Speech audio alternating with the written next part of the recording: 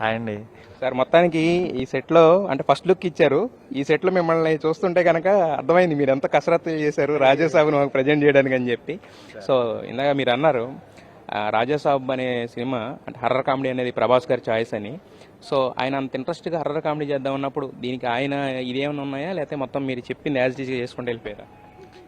అలా ఏం లేదండి. అంటే ఆయన ఆయన ఈ జోనర్లో సినిమా చేద్దాం బాగుంటుంది, నీ దగ్గర ఏ లైన్లు ఉన్నాయి అని అన్నారు. ఏదో ఒకటి చెప్పాను, బాగుంది కదా ఇది, దీని మీద వర్క్ చేద్దాం అని అన్నారు.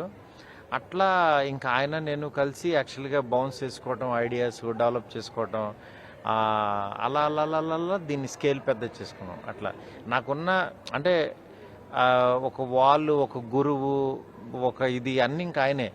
ఇంకా ఆయనకి వెళ్ళి నాకు ఏ సీన్ వచ్చినా చెప్పడం, ఆయన ఎగ్జైట్మెంట్ చూసి ఇది వర్కౌట్ అవుతుంది అనుకుని రాసుకోవటం, అట్లా అలా ఒక క్రియేటివ్ పార్ట్నర్షిప్ అంత బాగా వర్క్ చేసుకున్నాం.